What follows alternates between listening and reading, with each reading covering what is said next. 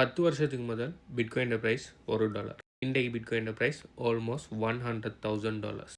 எத்தனை மடங்கு? 1,00,000 மடங்கு. நீங்கள் 10 வருஷத்துக்கு முதல் பிட்காயினில் 1 கோடி இன்வெஸ்ட் பண்ணியிருப்பீங்கன்னு சொன்னால் இன்றைக்கு அதோட பெறுமதி 1,00,000 கோடி. 10 வருஷத்துக்கு முதல் எனக்கு பிட்காயினை பற்றி தெரியாது, உங்களுக்கு மேபி தெரிஞ்சிருக்கலாம், தெரியாமல் இருக்கலாம். 10 வருஷத்துக்கு முதல் பிட்காயினை பற்றி தெரிஞ்சும் பிட்காயினை வாங்காமல் விட்டாள்ற நிலைமையை யோசிச்சு பாருங்கள்.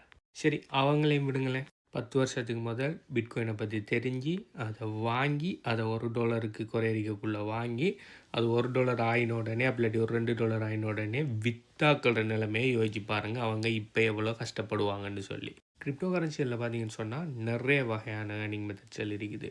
Holding, mining, yield farming, trading, air drops, crypto affiliate marketing சொல்லி நிறைய விஷயங்கள் இருக்குது. ஆனால் ஹோல்டிங்கை தவிர மற்ற எல்லா விஷயத்துலேயும் ஒரு குறிப்பிட்ட பீரியடுக்குள்ளே நீங்கள் உள்ளுக்கு என்ட்ராகி ஒரு குறிப்பிட்ட அளவு ப்ராஃபிட்டை பார்த்துட்டு வெளியால் வர மாதிரி தான் கன்செப்ட் இருக்கும். அப்படி நீங்கள் குறிப்பிட்ட பீரியடில் உள்ளுக்கு ஆகி வெளியால் வரக்குள்ளே நீங்கள் சில நேரம் ப்ராஃபிட்டில் வெளியால் வருவீங்க, சில நேரம் லொஸில் வெளியால் வருவீங்க.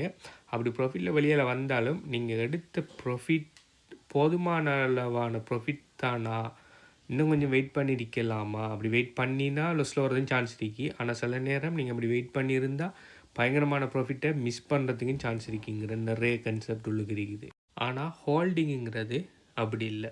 ஹோல்டிங்கிறன்னா நல்ல ஃபண்டமெண்டலி பெஸ்ட்டான கிரிப்டோவை, உதாரணத்துக்கு பிட்காயினை வாங்கி அதை ஒரு மினிமம் ஒரு குறிப்பிட்ட இயர்ஸ், ஓகே, ஒரு 4 வருஷம், 5 வருஷம், 10 வருஷம் சொல்லி அதை விற்காமல் அப்படியே ஹார்ட்வேர் வாலெட்டில், அதாவது நான் கஸ்டோடியல் ஆஃப்லைன் வாலெட்டில் ஹோல்ட் பண்ணுறது தான் ஹோல்டிங்னு சொல்கிறேன். ஒவ்வொரு கிரிப்டோ கரன்சி பின்னாலும் ஒவ்வொரு கம்பெனி இருக்குது. ஓகே, கம்பெனி ஒன்று இல்லாமல் ஒரு இண்டிபெண்ட் ஆர்கனைசேஷன் ஒன்று இல்லாமல் ஃபுல்லாக 100% டீசென்ட்ரலைஸ்டாக ரன் ஆகிற ஒரே ஒரு கிரிப்டோன்னு சொன்னால் அது பிட்காயின் மட்டும்தான். எத்தூரியத்துலேருந்து மற்ற எல்லா கிரிப்டோ கரன்சி பின்னாலும் ஒரு கம்பெனி இருக்குது, ஒரு டீம் இருக்குது.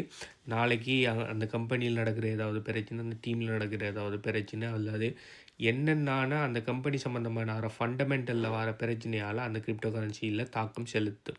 ஆனால் பிட்காயினுங்கிறது அப்படி இல்லை. பிட்காயின் பார்த்தீங்கன்னு சொன்னால் யார கண்ட்ரோல்லையுமே இல்லாமல் 100% இண்டிபெண்டாக ரன் ஆகிற நெட்வொர்க். அதனால தான் நான் பிட்காயினில் லாங் டைம் பிலீவர். நான் என்னிட்ட வந்து யாரான லாங் டைமுக்கு வாங்கி போடுறதுக்கு நல்ல கோயின் சொல்லுங்கன்னா நான் கண்ணை மூடிட்டு சொல்கிறேன் பிட்காயின் மட்டும்தான். அதுக்காக நான் பிட்காயின் மட்டும்தான் வச்சுருக்கேன் நான்டா இல்லை. ஆனால் மற்ற கோயின்களெல்லாம் நான் ஃபண்டமெண்டல் அனலைசிஸ் பண்ணி நான் ரிசர்ச் பண்ணி தான் நான் இன்வெஸ்ட் பண்ணுவேன். அதை இன்னொரு ஆளுக்கு நான் சொல்லி கொடுக்க போக மாட்டேன். ஏன்டா ஒவ்வொரு கோயினுக்கு பின்னாலும் ஒவ்வொரு கம்பெனி இருக்குது. அந்த கம்பெனி எப்படி சக்ஸஸ் ஆகுமா இல்லையாங்கிறது என்னை நாளைக்கு அவங்களோட கம்பெனியில் இருந்து நிறைய விஷயங்களில் தங்கியிருக்கு. ஆனால் பிட்காயின் ஒரு காலகட்டத்தில் $1 மில்லியன் ஒரு கோயினுக்கு பெறுமதிக்கு போகும். அதுக்கு பிறகு அதை நம்ம பாவிக்கிற லோக்கல் கரன்சிகளோட ஒப்பிட முடியாத அளவுக்கு நெக்ஸ்ட் லெவலுக்கு போய் அது ஒரு ஸ்டாண்டர்டாக மாறும். ஓகே, இன்னொரு 5-10 வருஷத்தில்.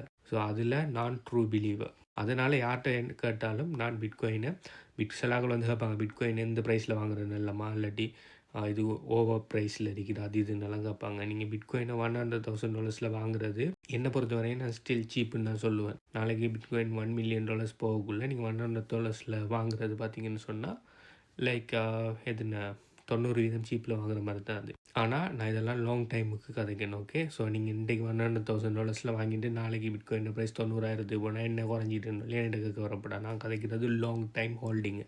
உதாரணத்துக்கு சொல்ல போனால் நீங்கள் பிட்காயினை வாங்கி ஒரு டேஸில் பார்ப்பீங்கன்னு சொன்னால் ஒரு நாளைக்கு ஒரு $100,000 ஒரு நாளைக்கு $90,000 வரும், ஒரு நாளைக்கு $80,000 வரும், திரும்ப ஒரு நாளைக்கு 1,10,000 போகும். ஸோ டேஸில் பார்த்தீங்கன்னு சொன்னால் வால்டைல் ஆகிட்டு தான் இருக்கும்.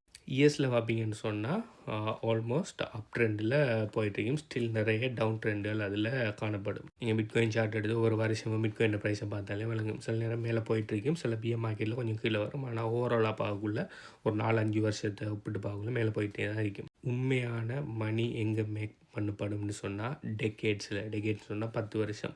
நீங்கள் 10 வருஷத்துக்கு முதல்ல பிட்காயின் ப்ரைஸையும் டெய்லி பிட்காயின் ப்ரைஸையும் பாருங்கள். பிட்காயின் வந்து கிட்டத்தட்ட 16 வருஷம் ஆகுது. கிரிப்டோ கரன்சிக்குள்ள இருக்கிற ஏர்னிங் மெத்தட்லேயே மிகவும் ரிஸ்க் குறைஞ்ச பெரிய அளவில் பொட்டென்ஷியலான ஒரு ஏர்னிங் மெத்தட்னு சொன்னால் அது ஹோல்டிங் தான். நம்மளுக்கு ஒரு தலையடியும் இல்லை. நம்மளுக்கு எவ்வளோக்கு எவ்வளோ டாலர் காஸ்ட் ஆவரேஜ் பண்ணி நம்மளுக்கு பிடிச்ச ஒரு கிரிப்டோ கரன்சியை நம்ம அக்யூமுலேட் பண்ணிக்கிட்டே போகிறேன். நான் பிட்காயினை மட்டும்தான் ரெக்கமெண்ட் பண்ணுவேன். நம்ம அக்யூமுலேட் பண்ணிக்கிட்டே போகக்குள்ள நாளைக்கு பார்த்தீங்கன்னு சொன்னால் அது நம்மளோட இன்ஃப்ளேஷன்லேருந்து நம்மளோட சொத்துக்களில் நம்மளோட கரப்டட் கவர்மெண்ட்ஸ்கிட்ட இருந்து இந்த பேங்க்ஸ்கள்கிட்ட இருந்து நம்மளோட சொத்துக்களை பாதுகாத்து நம்மளோட சொத்துக்களை வெலுவை கூட்டும். ஓகே, ஸோ அதனால் பெஸ்ட்டான இன்வெஸ்ட்மெண்ட்டுன்னு பார்த்தீங்கன்னு சொன்னால் பிட்காயினில் லாங் டைமுக்கு இன்வெஸ்ட் பண்ணுறது. இதை பற்றி நீங்கள் என்ன நினைங்க? நீங்கள் பிட்காயினில் இன்வெஸ்ட் பண்ணுவீங்களா இல்லையாங்கிறத கீழே கமெண்ட் பண்ணுங்கள். இன்னும் உங்களுக்கு இந்த பிட்காயின் கிரிப்டோ சம்மந்தமான ஒரு நாலேஜ் ஒன்று இல்லை, சம்மந்தமான விஷயங்களை படிக்கணுன்னு நீங்கள் ஆசைப்படுவீங்கன்னு சொன்னால் பிட்காயின் ஹார்வெஸ்ட் சிஸ்டத்தில் 100% எப்படி பிட்காயினை வாங்குகிற, எப்படி அதை நான் கஸ்டோடியல் வழியில் சேமித்து வைக்கிற, எப்படி பிட்காயினை மல்டிப்ளை பண்ணுங்கிற எல்லா விஷயத்தையுமே 100% ஃப்ரீயாக டீச் பண்ணிக்கிறேன். அது சம்மந்தமான டீட்டெயில்ஸ் வேணும்னு சொன்னால் நீங்கள் இந்த வீடியோ பார்க்குற டைம் இந்த வீடியோக்கு எத்தனை லைக் இருக்குங்கிறத கீழே கமெண்ட் பண்ணுங்கள். பிட்காயின் ஹார்வெஸ்ட் சிஸ்டத்தை எங்கே எடுக்கிறேன்னு சொல்லி நான் சொல்கிறேன். பை.